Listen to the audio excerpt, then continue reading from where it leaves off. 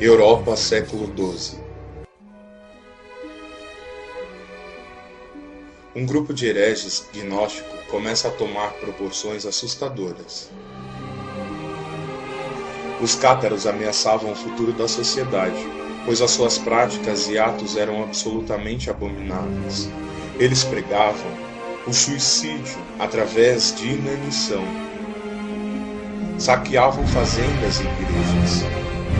Eram totalmente contrários ao matrimônio e à procriação. E por isso matavam as mulheres grávidas, porque acreditavam que o nascimento de uma criança era verdadeiramente uma prisão para a divindade.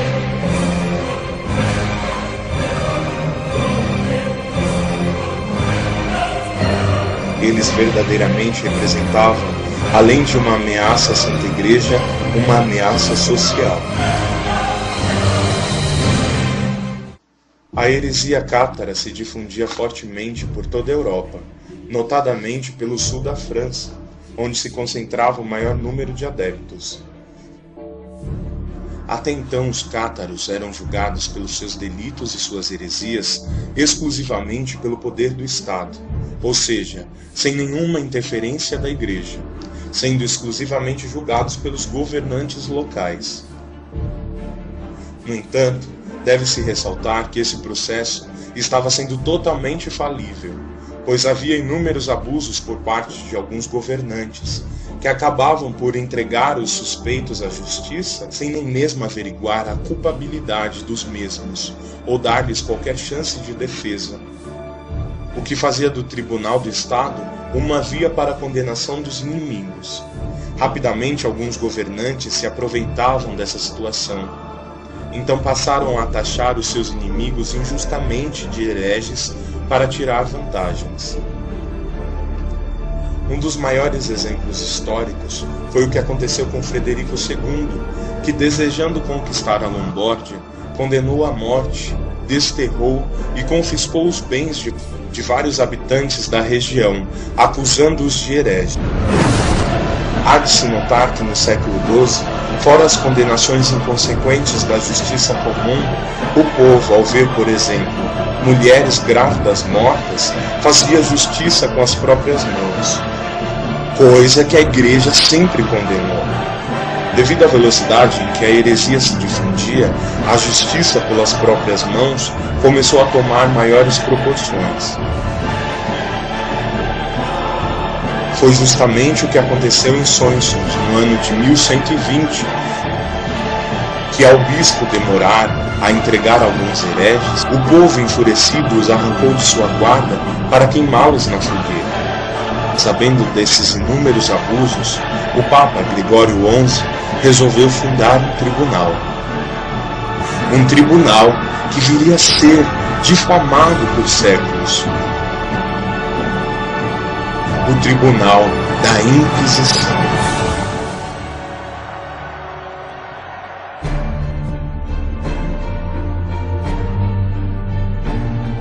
Inquisição, a história não contada.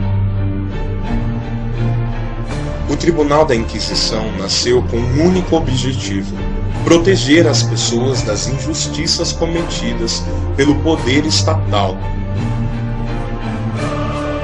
dando uma oportunidade aos hereges de se redimirem sem sofrer nenhum tipo de massacre.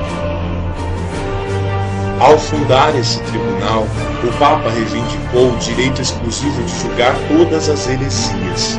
Somente esse tribunal poderia declarar alguém como herege.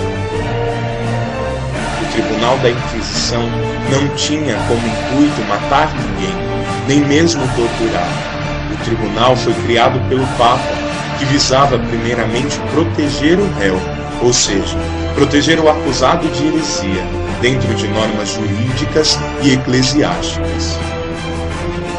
O tribunal era uma oportunidade para que o réu se defendesse antes que fosse entregue às penas aplicadas pelo Estado. A Inquisição possuía várias fases, que podem ser divididas basicamente em três, que eram: primeira fase, a cerimônia do ato de fé, onde o povo era convidado a cantar o credo. Segunda fase, o perdão, onde todo aquele que se apresentasse por cerca de 20 a 30 dias e se declarasse como difusor de catarismo e querendo redimir-se, era perdoado. Terceira fase, a inquirição. Nesta fase era totalmente proibido a tortura. A Inquisição foi o primeiro tribunal do mundo a declarar que nenhuma confissão sobre tortura era válida. O que foi uma revolução, pois naquele tempo todos os tribunais existentes usavam tortura, pois não existiam métodos modernos de investigação.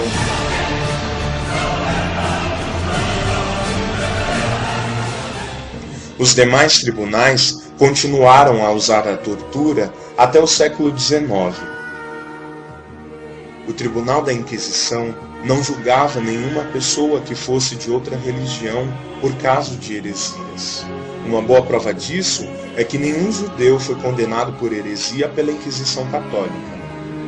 Todos que se declarassem hereges publicamente, em qualquer fase do processo, eram automaticamente perdoados, dando-lhe por vezes, como forma de se redimir, penas alternativas, que consistiam basicamente em orações.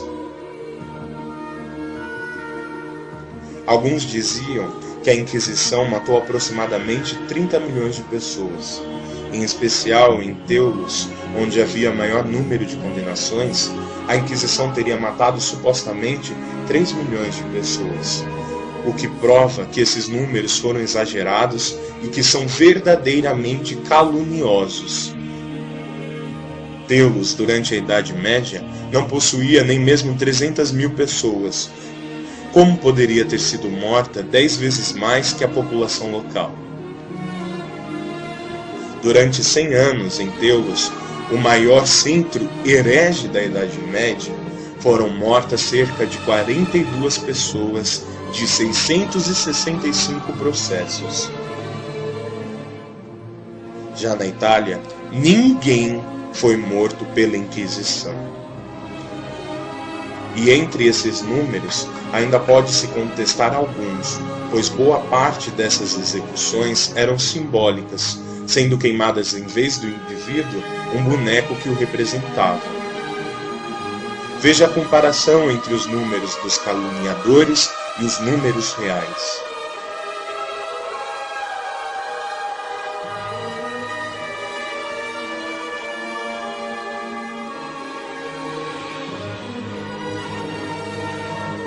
Fica clara uma manipulação grosseira dos dados para incriminar a Santa Igreja.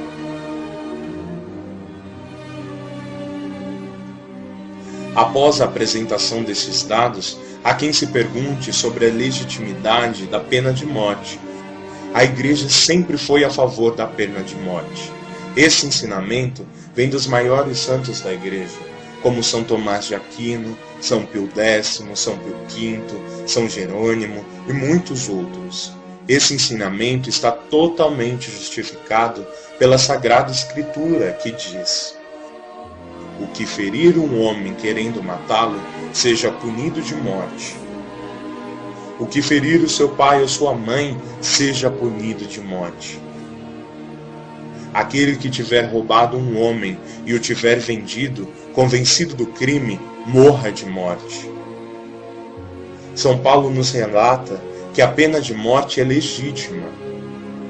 Paulo, porém, disse: estou diante do tribunal de César, é lá que devo ser julgado.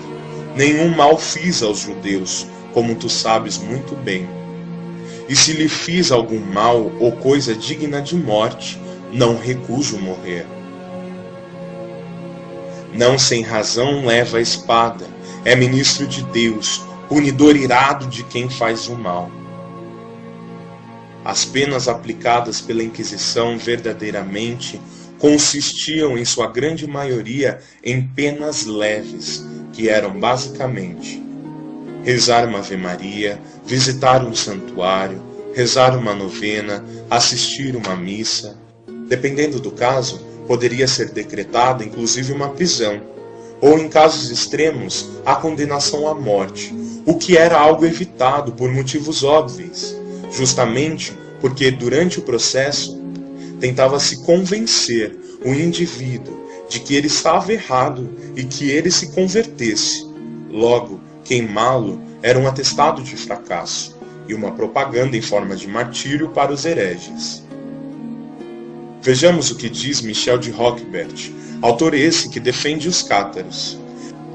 A Inquisição de Languedoc queimara infinitamente menos pessoas em um século que Simão de Montfort e seus cruzados entre julho de 1210 e maio de 1211. Será preciso relembrar, com efeito, que a vocação da Inquisição era então converter e não queimar, e que a fogueira, mesmo se ninguém ousasse dizê-lo, era uma confissão de fracasso? De modo geral, quem mais sofreu com a Inquisição foi em maioria o próprio clero, por trair a fé e ajudar na propagação de novas doutrinas. Alguns usam as palavras de João Paulo II para dizer que a Igreja pediu perdão pelos pecados que cometeu, o que é materialmente falso, pois João Paulo II somente pediu perdão pelos erros dos filhos da Igreja, o que acabou sendo distorcido. Por justiça, devemos ressaltar que a Inquisição também deu sentenças erradas, assim como qualquer outro tribunal, medieval ou moderno.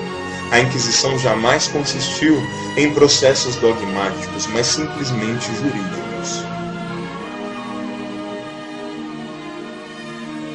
Entre os processos errados, destaca-se o caso de Santa Joana d'Arc, que não teve seus direitos respeitados, pois foi negada a sua apelação ao Papa, e em 1456 foi finalmente considerada inocente pelo Papa Calixto III e canonizada em 1920, provando que a Igreja nunca quis esconder absolutamente nada da Inquisição.